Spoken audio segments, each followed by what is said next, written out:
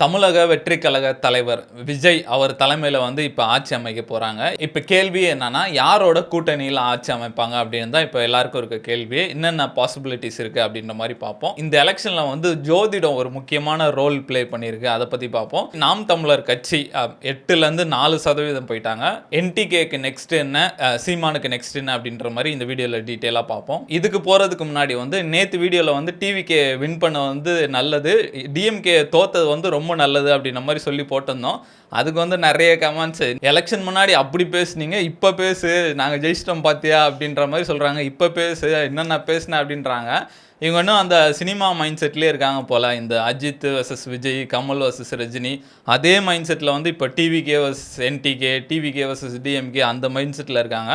நம்மளுக்கு வந்து விஜய் பற்றியும் கவலை கிடையாது, சீமானை பற்றியும் கவலை கிடையாது, ஸ்டாலினை பற்றியும் கவலை கிடையாது. நம்மளுக்கு நம்மளை பற்றி தான் கவலை, நம்ம இருக்க ஊர் தமிழ்நாடை பற்றி தான் கவலை. ஒரு நல்ல கவர்மெண்ட் இருக்கணும் அப்படின்னு தான் விரும்புவோம். நம்ம எலெக்ஷன் முன்னாடி வரைக்குமே டிவிக்கு வந்து இந்த அளவுக்கு வரும்னு யாருமே எதிர்பார்க்கல. நம்மளே பரவாயில்ல, ரங்கராஜ் பாண்டேலாம் 10 சீட்டு மேலே தாண்டினா நான் அரசியல் பேசுகிறதே விட்டுறேன் அப்படின்ற மாதிரிலாம் சொன்னாங்க. என்னன்னா, நம்ம வந்து டிவிக்கு வந்து இந்த அளவுக்கு வரமாட்டாங்க, பாதி வந்தாலே அது வந்து டிஎம்கேக்கு தான் சாதகமாக இருக்கும்னு நினச்சோம். அதே மாதிரி தான் ரிசல்ட்டும் இருக்குது. செகண்ட் பிளேஸில் டிஎம்கே தான் இருக்காங்க. தேர்ட் பிளேஸில் வந்து இப்போ ஏடிஎம்கே போயிடுச்சு. இப்போ விஜய் வந்து கம்மியாக எடுத்திருந்தானா டிஎம்கே ஆட்சியே பிடிச்சிருப்பாங்க. அதனால தான் நம்ம பயந்தோம், திரும்பி டிஎம்கே வந்திருந்தா அவள் தான் முடிஞ்சிச்சு அப்படின்ற மாதிரி இருந்தது. ஆனால் ஆன்டி இன்கம் பற்றி ஹெவியாக இருந்ததுன்னு தான் சொல்லணும். முதலமைச்சர் அவரே காலி ஆகிட்டார். சென்னையெல்லாம் 16ல் 14 காலி. இந்த சேகர் பாபு மட்டும் தப்பிச்சிட்டாப்புல. அதே மாதிரி உதயநிதி ஸ்டாலின் அவரும் தப்பிச்சிட்டாரு. இந்த சினோரா அசோக் துறைமுகம் அவர் சொல்லியிருக்காரு, கள்ள விட்டு போட்டாங்க அப்படின்ற மாதிரி ரீசெண்டாக வந்து இப்போ பேட்டிலாம் கொடுத்துட்ருக்காரு. அந்த மாதிரி அவங்க வரக்கூடாது அப்படின்ற மாதிரி தான் நம்ம டிவிக்கே வேணான்னு சொன்னோம். இப்போவுமே எனக்கு வந்து இந்த ஆக்டர் ஓர்ஷிப்லலாம் இன்ட்ரெஸ்ட் கிடையாது. அதே மாதிரி யாரையும் வந்து அண்டர் எஸ்டிமேட்டும் பண்ணக்கூடாது. மக்கள் வந்து எல்லோரும் செலக்ட் பண்ணியிருக்காங்க, நம்ம டைம் கொடுத்து பார்க்கணும். அவங்க நல்லா பண்ணாங்கன்னா சந்தோஷம்தான், நல்லா பண்ணலான்னா திருப்பி நம்ம கேள்வி கேட்க தான் போகிறோம் அப்படின்ற மாதிரி தான் இருக்குது. ஸோ நம்மளை பொறுத்த வரைக்கும் யாருக்கும் சப்போர்ட்டும் கிடையாது, யாருக்கும் அகேன்ஸ்டாகவும் கிடையாது. நம்மக்கிட்ட ஒரு சேனல் இருக்குது, இத்தனை பேர் பார்க்குறாங்க, நம்மளால் முடிஞ்ச அளவுக்கு இது நம்ம கரெக்டாக போடுதோ அதை சொல்கிறோம். அது ஏற்றுக்கிறதும் அது மக்கள் கையில் தான் இருக்குது. என்ன நடக்குதுன்னு நம்ம பார்ப்போம். நம்ம மட்டும் இல்லை, இந்த அரசியல் கட்சியே வந்து விஜயை வெறும் ஒரு ஆக்டராக தான் பார்த்துட்டாங்க. அதனால தான் பெருசாக வந்து இவர் ஒன்றும் இன்ஃப்ளூயன்ஸ் பண்ண போகிறதில்ல, இவரை பார்க்க வர பாதி பேர்கிட்ட ஓட்டர் ஐடியே இல்லை அப்படின்ற மாதிரி நிறைய ட்ரோல்லாம் பண்ணாங்க. பட் கையில் எல்லாரும் ஓட்டர் ஐடி வச்சுருந்துருக்கான் போல இருக்குது. அதுதான் இவ்வளோ பெரிய மாற்றம். ஏன்னா அந்த போலிங் ஸ்டார்ட் ஆன ஒரு 2 ஹவர்லேயே தெரிஞ்சிடுச்சு, நல்ல ஒரு ஸ்ட்ரீக்கை மெயின்டைன் பண்ணிட்டாங்க. அதுக்கப்புறம் அதுலேருந்து இறங்கவே இல்லை, கடைசி வரைக்குமே வந்து தெரிஞ்சிடுச்சு. மற்ற 2 கட்சி பார்த்தனா யார் செகண்ட் பிளேஸுக்குன்ற மாதிரி தான் போட்டி போயிட்டு இருந்தது. தாவேகா வந்து ஃபர்ஸ்ட் பிளேஸில் உட்காந்துட்டாங்க, அதுவும் ஒரு கம்ஃபர்டபுள் வின் மாதிரி உட்காந்துட்டாங்க. பட் இருந்தாலும் என்ன, அந்த 118 எடுக்க முடியல. பட் இது வந்து ஒரு ஃபர்ஸ்ட் டைம் 2 வருஷம் கட்சி ஆரம்பித்து ஒருத்தர் வாக்கு வாங்கியிருக்காருன்னா அதெல்லாம் யாராலையும் நம்பவும் முடியல. அது இல்லாமல் விஜய் மாதிரி ஒரு ஆள்லாம் வாங்குவார்னு விஜயே நம்பியிருக்க மாட்டார். 2 வருஷத்துக்கு முன்னாடி அவரே நம்பியிருக்க மாட்டார். அந்த மாதிரி ஒரு மாற்றத்தை கொண்டு வந்திருக்காங்க. அவங்க டீமே வந்து ஷாக்கில் தான் இருக்காங்களாம். நம்மளுக்கே பார்க்கும்போது ஏதோ கனவுல இருக்க மாதிரி இருக்குது. திடீர்னு பார்த்தா சர்டிஃபிகேட் எடுத்துகிட்டு வராரு. நேற்று நைட்டுலாம் அந்த கான்வாயெல்லாம் ரிகஸ்ட் பண்ணிட்டு என்னடா டப்புன்னு சிஎம் ஆயிட்டாரு அப்படின்ற மாதிரி இருக்குது. ஆனால் யார் நம்பினாங்களோ இல்லையோ, விஜய் ரொம்ப நம்பிக்கையாக இருந்திருக்கார் போல. ஏன்னா அவரோட ஸ்பீச் ஃபுல்லாகவே அந்த பாசிட்டிவ் நோட்டாக தான் இருந்தது. இந்த மேனிஃபெஸ்டேஷன்ற மேட்டர் அவர் பயங்கரமாக யூஸ் பண்ணியிருக்காரு. ஏன்னா அவர் ஃபர்ஸ்ட் அந்த விக்ரவாண்டி மாநாட்டில் சொன்னது என்னன்னா, 1967, 1977, 2026 இந்த மாதிரி 3 மாற்றத்தை தமிழ்நாடு பார்க்க போது, இந்த மாற்றம் வந்து என்னால் தான் இருக்குன்ற மாதிரி அப்படியே அதை மட்டும் தான் சொன்னார். அதே மாதிரி சொன்னார், இந்த மாதிரி 4 முனை போட்டிலாம் இருக்குன்றாங்க, அதெல்லாம் கிடையாது, 2 முனை போட்டி தான். அதுதான் இப்போ நடந்ததுக்கு. டிவிகே டிஎம்கே மட்டும் தான் போட்டி மாதிரி இருந்தது. ஏடிஎம்கே நாம் தமிழர்லாம் பாவம் கணக்கிலே வரல. அந்த மாதிரி அதில் கிளியராக இருந்தார். இது வந்து ஒரு ஸ்ட்ராட்டஜி பண்ண மாதிரி தான் இருந்தது. இது அப்படியே சினிமா ஸ்ட்ராட்டஜி மாதிரி இருந்தது. ஏன்னா சினிமாவில் வந்து அஜித் வர்சஸ் விஜய்ன்னு சொல்லி சுற்றி இருக்க ஆக்டர்ஸ் எல்லாம் காலி பண்ணாங்க. அதே மாதிரி ரஜினி வர்சஸ் கமல்னு சொல்லி அவர் பீரியட்ல இருக்க ஆக்டர்ஸ் எல்லாம் காலி பண்ணாங்க. அதே ஸ்ட்ராட்டஜி இதில் பண்ணியிருப்பாங்களா இல்லை எதாச்சியா நடந்ததான்னு தெரியல. அதே மாதிரி நான் ஸ்டாலின் அங்கிளை வந்து வீட்டுக்கு அனுப்பேன், டிஎம்கே வந்து 2வது முறையாக ஆட்சி வந்ததில்லை, ஏன் அவங்க அப்பா காலத்திலே வந்ததில்லை, அதை நான் வந்து இங்கே தடுத்துருவேன்னாரு. அதே மாதிரி தான் நடக்குது. அதுக்கப்புறம் இந்த என்டிடிவி கூட ஒரு இன்டர்வியூ மாதிரி பண்ணியிருந்தாங்க, ஆஃப் கேமரா இன்டர்வியூ. அதில் கூட அவர் கேட்டிருந்தாரு, இந்த மாதிரி நீங்கள் என்ன விஜய், நீங்கள் இந்த வாட்டி கிங் மேக்கராக வருவீங்களான்னு. ஏன் சார் அப்படி கேட்குறீங்க, நான் கிங் மேக்கர்லாம் கிடையாது, நான் தான் சார் கிங்கே ஆக போகிறேன் அப்படின்ற மாதிரி அவர் அப்போவே சொன்னார். இப்போ அந்த கிளிப்ஸ்லாம் இன்டர்நெட்டில் வரும்போது எப்படி இவர் வந்து கரெக்டாக சொன்னார், ஒருவேளை மேனிஃபெஸ்ட் பண்ணியிருந்தாரா? ஏன்னா சுற்றி இருந்தவங்க எல்லாரும் சிரிச்சாங்க, மற்ற கட்சிக்காரங்களாம் அவரை பொருட்படுத்தவே இல்லை. நடிகர் ஏதோ பேசிகிட்டு இருக்காரு, நடிகர் பின்னாடி கூட்டம் வருதுன்னு. ஆனால் அவர் பார்த்தனா அவர் கோலில் கரெக்டாக இருக்காரு. இப்போ அதுதான் ரிசல்ட்டாகவுமே வந்திருக்கு. மக்கள் வந்து டிவிகேக்கு பெரிய ஆதரவு கொடுத்துருக்காங்க. ஆனாலும் என்ன, ஒரு 10 சீட்டு கம்மியாக கொடுத்துட்டாங்க. இப்போ 108 இருக்காங்க, 10 தேவைப்படுது. இப்போ வந்து யார் கூட கூட்டணி வைப்பாங்க அப்படின்ற மாதிரி பார்க்கணும். இது நிறைய பாசிபிலிட்டிஸ்லாம் இருக்குது. ஒன்று வந்து காங்கிரஸ் கன்ஃபார்மு அப்படின்ற மாதிரி தான் சொல்கிறாங்க. ஆனால் அதுலேயே நிறையா சிக்கல்லாம் இருக்குது. எலெக்ஷனுக்கு முன்னாடி அவங்க அவ்வளோ கூப்பிட்டாங்க, இவங்க வரவே இல்லை, இப்போ மட்டும் சேர்த்துக்கணுமா அப்படின்ற மாதிரி இருக்குது. அதே மாதிரி காங்கிரஸை சேர்த்துட்டாங்கன்னா எதிர்கட்சியெல்லாம் வந்து பயங்கரமாக இவங்களை கிரிட்டிசைஸ் பண்ணுவாங்க. ஏன்னா தமிழ் இனப்படுகொலைக்கு காரணமான கட்சி அது கூட போய் சேர்ந்துட்டிங்களான்னு அதை வச்சு பாலிடிக்ஸ் பண்ணுவாங்க. அதே மாதிரி காங்கிரஸ் வந்து 5 தான் இருக்குது, இன்னும் 5 தேவைப்படும். ஒரு வேளை பாமக கூட வைக்கலாம், ஆனால் அந்த ஆப்ஷன் அவ்வளோ எடுக்க மாட்டாங்கன்னு நினைக்கிறேன். இப்போ ஒரு புது ஆப்ஷன் வந்திருக்கு. இன்றைக்கி வந்து திருமாவளவன் ப்ரெஸ்ஸை மீட் பண்ணி பேசியிருக்காரு. அவங்க வந்து செம்ம நேக்காக வந்து அவங்க ஆப்ஷனை ஓப்பனாக வச்சுருக்கோன்ட்டு சொல்லாமல் சொல்லிட்டு போயிருக்காரு. அவர் என்ன சொல்லியிருக்காருன்னா, நாங்கள் கம்யூனிஸ்ட் கட்சிகள் எல்லாமே மதசார்பற்ற கொள்கையில் இருக்கோம், நாங்கள் ஒன்றாவே சேர்ந்து பயணிப்போம் அப்படின்ற மாதிரி சொல்லியிருக்காரு. டிஎம்கேவை எங்கேயுமே மென்ஷன் பண்ணல. அதுக்கு என்ன அர்த்தம்னா, நாங்கள் எல்லாம் ஒன்றா இருக்கோம் அப்படின்னு அர்த்தம். விசிகே 2 வச்சுருக்காங்க, கம்யூனிஸ்ட் 2மே சேர்ந்து 4 வச்சுருக்காங்க, மொத்தம் 6 சீட் இருக்குது. நாங்கள் எல்லாம் ஒன்றா சேர்ந்து பயணிக்கிறோம், நாங்கள் வந்து ஒன்றா தான் முடிவு எடுப்போம் அப்படின்ற மாதிரி ஓப்பனாக வச்சுருக்காரு இப்போ அந்த ஆப்ஷனை. இதுலேருந்து என்ன சொல்லுதுன்னா, காங்கிரஸ் ஒரு 5, நாங்கள் ஒரு 6 பேர் இருக்கோம், கூட்டணி வச்சிடலாம் அப்படின்ற மாதிரி இன்டைரக்டாக சொல்கிறாரு. அது செம்மையாக இருந்தது. திருமாவளவன் பக்காவாக பாலிடிக்ஸ் ப்ளே பண்ணுறாரு அப்படின்ற மாதிரி இருந்தது. இதில் இன்னொரு விஷயம் என்னென்னா, இவங்க கூட கூட்டணி வைக்கலாம், ஆனால் யாராவது ஒருத்தர் அம்சாவாக மாறிட்டாங்கன்னா என்ன பண்ணுறது? ஏன்னா ஆப்போசிஷன் வந்து இப்போது டிஎம்கே வரப்போகுது. அவங்க ஆளுங்கட்சியோட ஆப்போசிஷனில் பயங்கரமாக இருப்பாங்க. டிவிகே வந்து ப்ராப்பராக ஆட்சி நடத்தி எடுத்துகிட்டு போயிட்டாங்கன்னா பிரச்சனை இல்லை. அவங்க சரியாக பண்ணல, நிறைய அதிருப்தி இருக்குது அப்படின்னு டிஎம்கே வந்து ஒரு நம்பிக்கையில்லா தீர்மானம் கொண்டு வந்து இவங்களுக்குள்ளே பேசி ஆட்சியை கவுக்கிறதுக்கும் வாய்ப்பு இருக்குது. இன்னொரு ஆப்ஷன் வந்து ஏடிஎம்கே கூட போனால் 150க்கு மேலே வரும், அந்த ஆப்ஷனும் எடுக்கலாம். விஜய் என்ன பண்ணுறாங்க, அவங்களுக்கு விஜய்க்கு வந்து அட்வைஸ் பண்ணுற பெரிய டீம்லாம் இருக்குது, என்ன முடிவு பண்ணுறாங்க நம்ம வெயிட் பண்ணி தான் பார்க்கணும். ஆனால் ஏடிஎம்கேக்கு வந்து இது ஒரு பெரிய லாஸாக இருக்கும்னு நினைக்கிறேன். எனிவே ஏடிஎம்கே வந்து அதோட டிக்ளைனில் இருக்குது அப்படின்னு தான் சொல்லணும். ஏன்னா வந்து அவரோட லீடர்ஷிப்பை ப்ரூவ் பண்ண முடியல. போன வாட்டியோட பயங்கர தோல்வி அடைஞ்சிருக்காங்க. இப்போ மேபி சசிகலா, தினகரன் அவங்களாம் வந்து சேலஞ்ச் பண்ணலாம், இது வந்து லீடர்ஷிப் கரெக்டாக இல்லை, நாங்கள் வரோம் அப்படின்ற மாதிரி சேலஞ்ச் பண்ணலாம். மறுபடியும் திருப்பியும் அவர் அதை சமாளிக்கணும். ஏடிஎம்கேக்கு ரொம்ப கஷ்டமான காலம் அப்படின்ற மாதிரி தான் இருக்குது. அதே மாதிரி இன்னொரு பிரச்சனை என்னன்னா, இது அங்க அசம்பிளி அப்படி தான் வரப்போகுது. இது வந்து அந்த 10 கட்சி கையில் தான் இருக்குது. அவங்க பயங்கரமாக மிரட்டலாம், நீங்கள் இது கொண்டு வந்தீங்கன்னா நாங்கள் வந்து அப்போ ஆட்டத்தை கலைச்சிரும் அப்படின்னு சொல்லி மிரட்டலாம். அவங்களுக்கு நிறையா பதவி கொடுக்க வேண்டியது வரும். இது கொஞ்சம் கஷ்டமான இது தான். விஜய் எப்படி சமாளிக்கிறாரு நம்ம வெயிட் பண்ணி தான் பார்க்கணும். ஆனால் இப்படி ஒரு சிக்கலில் வந்து நிற்போம் நம்ம யாருமே நினைக்கல. ஒன்று டிஎம்கே வின் பண்ணும், இல்லைனா ஏடிஎம்கே வின் பண்ணுறதுக்கு தாவேக்கா கொஞ்சம் சப்போர்ட் பண்ணணும்னு நினச்சோம். ஏன்னா என் ஃப்ரெண்ட்ஸ் தாவேக்காலாம் இருக்காங்க. அவங்களும் என்ன சொன்னால், மச்சான் அண்ணன் வந்து ஒரு 4 தொகுதி தான் கான்சன்ட்ரேட் பண்ணுறாரு, 4 சீட்டை ஜெயிச்சுட்டு எடப்பாடி கூட வந்து சேர்ந்துட்டு டெப்டி சிஎம் கொடுங்க அந்த மாதிரி தான் கேட்பாருன்ற மாதிரி தான் எல்லாருமே நினச்சிருந்தோம். இப்போ பார்த்தோன்னா அப்படியே யூனோ ரிவர்ஸ் கார்டு மாதிரி ஆயிடுச்சு. இப்போ தாவேக்கா ஜெயிக்கிறதுக்கு ஏடிஎம்கே சப்போர்ட் பண்ணுன்ற மாதிரி ஆயிடுச்சு. இப்போ ஏடிஎம்கே சப்போர்ட் பண்ணாலுமே வந்து பிஜேபியை கழட்டி விட்டு தான் வரணும் அப்படின்ற மாதிரி நிறைய பேர் சொல்கிறாங்க. அதே மாதிரி ஏடிஎம்கே வந்து இருந்தாங்கன்னா இப்போ அந்த 10 சீட்டுக்கு தான் பவரே. இவங்க டிமாண்ட் பண்ணுறதை தாவேக்கா கொடுத்தே ஆகணும்.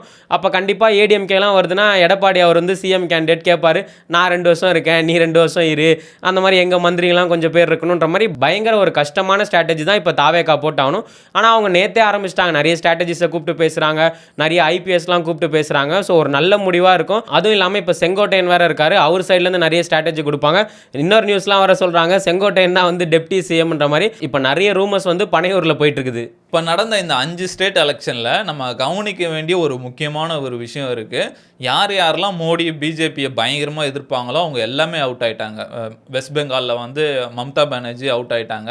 கேரளாவில் வந்து கம்யூனிஸ்ட் அவங்க அவுட் ஆகிட்டாங்க. 50 இயர்ஸ் கழித்து ஒரு ஸ்டேட்லேயுமே கம்யூனிஸ்ட் இல்லாதது இதுதான் ஃபஸ்ட்டு வருஷம்.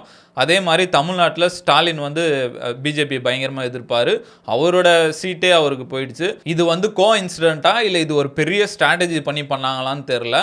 இது கொஞ்சம் கஷ்டமான சுச்சுவேஷன் அப்படின்ற மாதிரி தான் இருக்குது. விஜயம் வந்து அவரோட பிரச்சாரத்தில் எதுலையுமே பிஜேபி அவ்வளோவா எதிர்த்ததில்லை. அவர் எந்த மாதிரி ஸ்டாண்ட்லாம் எடுக்கிறாரு நம்ம வெயிட் பண்ணி தான் பார்க்கணும். அதே மாதிரி இந்த எலெக்ஷனில் வந்து ஜோதிடம் பயங்கரமாக ப்ளே பண்ணிச்சு. அதுவும் முக்கியமாக 2 பேர், இந்த ஷெல்வி ஒருத்தர், அதுக்கப்புறம் ரத்தன் பண்டிட்னு ஒருத்தர், அவர் வந்து விஜயோட பர்சனல் ஜோதிடர். 2 பேரும் பயங்கரமாக ப்ரிடிக்ட் பண்ணாங்க. அதுவும் ஷெல்வி ப்ரிடிக்ட் பண்ண கிளிப்பு வந்து இப்போ பயங்கர வைரல் ஆகிட்டு இருக்கு. அவர் வந்து ஒரு கார்ப்பரேட் ஈவெண்ட்டில் வந்து பேசுகிறாரு. மேலே ஸ்டாலின், எடப்பாடி, கீழே விஜய், உதயநிதி ஸ்டாலின் ஃபோட்டோ இருக்குது. மேலே இருக்கவங்க விட்டுருங்க, கீழே இருக்கவங்களுக்கு தான் போட்டி நடக்க போகுது. 2 பேருக்கும் நீச்சப ராஜ் யோகமாக ஏதோ ஒன்று சொன்னார். 2 பேருக்கும் அது இருக்குது, 2 பேருக்குள்ளே தான் போட்டி நடக்க போகுதுன்னாரு. அதே மாதிரி வந்துச்சு. ஸ்டாலின் அவுட்டு. இப்போ மோஸ்ட்லி உதயநிதி தான் எதிர்க்கட்சி தலைவராக இருப்பார். இவங்களுக்குள்ள தான் பாலிடிக்ஸே நடக்க போகுது அப்படின்னு சொல்றாரு. இன்னொன்று 3வது சக்தி அண்ணாமலை வருவார் பாருங்க அப்படின்றாரு. அது நடந்ததுன்னா இவங்க 3 பேர் இந்த யங்ஸ்டர்ஸ்குள்ள தான் ஃபியூச்சர் இருக்கும் அப்படின்ற மாதிரி சொன்னாரு. பக்கா ப்ரிடிக்ட் பண்ணிட்டாரு அப்படின்ற மாதிரி இருந்தது. இன்னொரு பக்கம் பார்த்தா ரத்தன் பண்டிட், அவர் தான் விஜயோட ஜோசியர் அப்படின்ற மாதிரி சொல்றாங்க.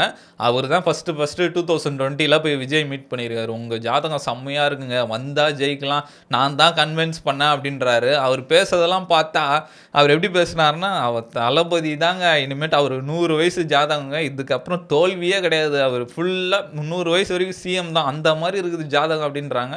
அவர் போய் அஜித்தெல்லாம் ட்ரை பண்ணியிருக்காரு, அஜித் செட் ஆக மாட்டார், அவர் வந்து ஜெயலலிதா அவங்களோட ஜோசியர் அப்படின்ற மாதிரி சொல்கிறாங்க. நிறைய ப்ரிடிக்ஷன்லாம் பண்ணியிருக்காரு. அது மாதிரி ஜெயலலிதா எப்போ இறப்பாங்கன்னு கூட முன்னாடியே சொல்லியிருக்காரு, முன்னாடி பார்த்துருங்க அந்த மாதிரி.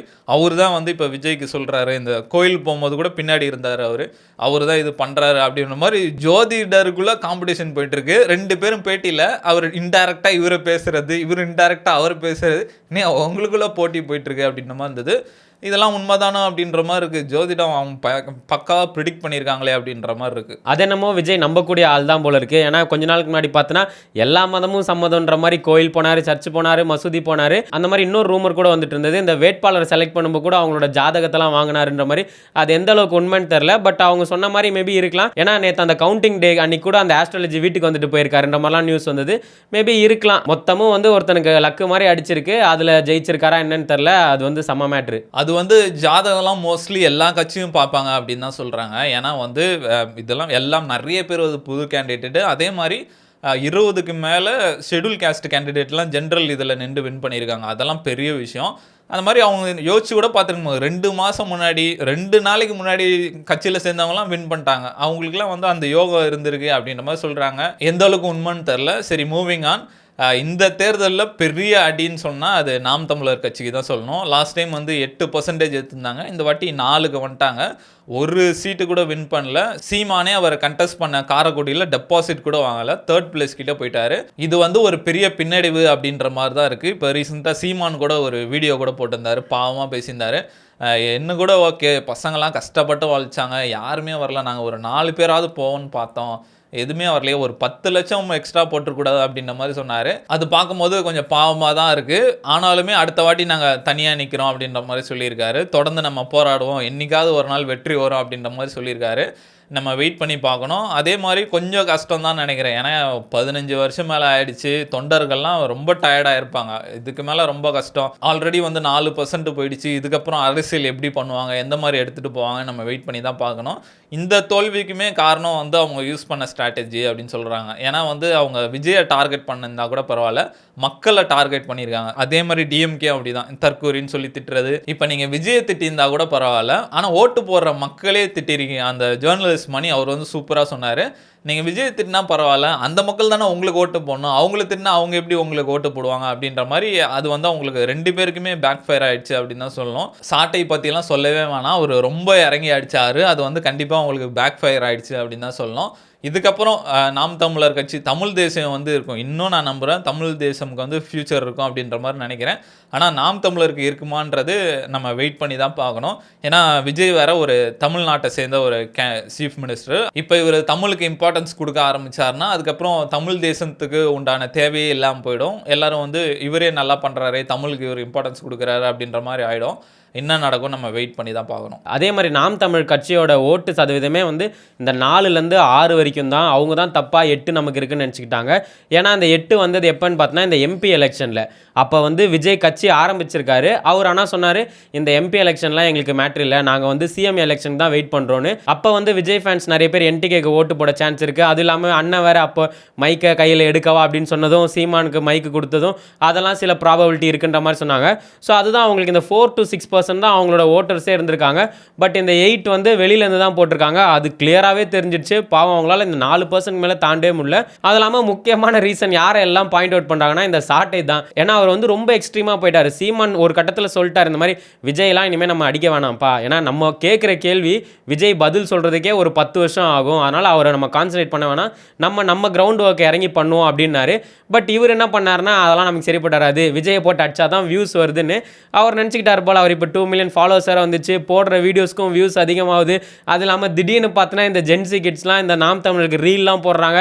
இதெல்லாம் பார்த்தோன்னே ஓகே நம்ம பக்கம் யங்ஸ்டர்ஸ்லாம் வந்துட்டாங்கன்னு நினச்சி பயங்கரமாக அடிக்க ஆரம்பிக்கிறது, ஸ்டேஜில் வந்து விஜய் பயங்கரமாக கிரிட்டிசைஸ் பண்ணுறது, இதெல்லாம் அப்படியே என்டர்டைன்மெண்ட்டாக இருக்குன்னு சொல்லி அப்படியே விட்டுட்டாங்க. அது வந்து அவங்களுக்கு பயங்கர பேக் ஃபயர் ஆயிடுச்சு. அதை விட இன்னொன்று என்னென்னு பார்த்தோன்னா, நேற்று சாட்டை பார்த்தோன்னா லைவ்லாம் போட்டிருந்தாரு, உட்காந்துட்டு இருந்து அரசியலில் எப்படி இப்போ கணக்கெடுக்கிறாங்க நம்மலாம் சொல்லிட்டே இருந்தவர். அவங்க சைடு வாக்கு ஏறலன்னு டக்குன்னு லைவை கட் பண்ணிட்டு போனவர் தான், அதோட ஆளே காணும். அதுக்கப்புறம் ஈவினிங் பார்த்தோன்னா 2 வீடியோ போட்டார். அந்த வீடியோவில் அப்படியே ஆளே டோட்டலாக சேஞ்ச் ஆகிட்டார். அப்படியே அந்த விஜயை பற்றி தாக்கி பேசுறதுலாம் இல்லை, அப்படியே இறங்கிட்டார். ஸோ அவருக்கே தெரிஞ்சிச்சு ஓகே நம்ம தப்பு பண்ணிட்டோம் போல இருக்குன்னு. அதை அவங்க முன்னாடியே தெரிஞ்சிருந்தாங்கன்னா அவங்களுக்கு இன்னுமே ஓட்டு அதிகமாக இருக்கும். அதே மாதிரி சாட்டை ஒரு வீடியோவில் சொன்னார், எங்கள் வீட்டில் விஜய் இல்லைப்பா உங்கள் வீட்டில் விஜய் இருக்காங்களான்னு கேட்டாங்க. இப்போ கிளியராக தெரிஞ்சிச்சு எல்லார் வீட்லேயும் விஜய் இருந்திருக்காங்க, நாம் தமிழ் கட்சி ஆள் தான் இல்லைன்ற மாதிரி ரிசல்ட்டே காமிச்சிருச்சு. இதுக்கு மேலெல்லாம் தாக்கி போட்டாருன்னா அவரை தாக்கிடுவாங்க. இந்த வாட்டி நாம் தமிழர் கட்சி இந்த அளவுக்கு வந்ததுக்கு அவங்களோட ஸ்ட்ராட்டஜி தான் காரணம்னு நினைக்கிறேன். அவங்களோட ஸ்ட்ராட்டஜியை நான் விஜயை போட்டு அடிக்கணும், அது வந்து பேக் ஃபயர் ஆயிடுச்சு அப்படின்னு தான் சொல்லலாம். அவங்க போட்ட கேண்டிடேட்டுமே நல்லா சூப்பர் கேண்டிடேட் நிறைய பேர் இருந்தாங்க. தமிழ் தேசத்தை பற்றி பேசியிருக்கலாம், நாங்கள் வந்தால் என்ன பண்ணியிருப்போம் அதை பேசி, இல்லை டிஎம்கே அடிச்சு கூட அந்த இடத்துக்கு வந்திருக்கலாம். அதெல்லாம் விட்டு தேவையில்லாமல் விஜயை போட்டு அடித்து இப்போ அவங்க அது ஃபேஸ் பண்ணுறாங்க அப்படின்ற மாதிரி தான் இருக்குது. நெக்ஸ்ட்டு அவங்களுக்கு ஃப்யூச்சர் எப்படி இருக்கும்னு நம்ம வெயிட் பண்ணி தான் பார்க்கணும். தமிழக வெற்றி கழகம் வந்து இப்போ கூட்டணி வைக்கணும். யார் கூட கூட்டணி வைப்பாங்கன்னு நினைக்கிறீங்க? அதே மாதிரி நாம் தமிழர் கட்சியோட ஃப்யூச்சர் எப்படி இருக்கும்னு நினைக்கிறீங்கன்றத கமெண்ட்டில் சொல்லுங்கள்.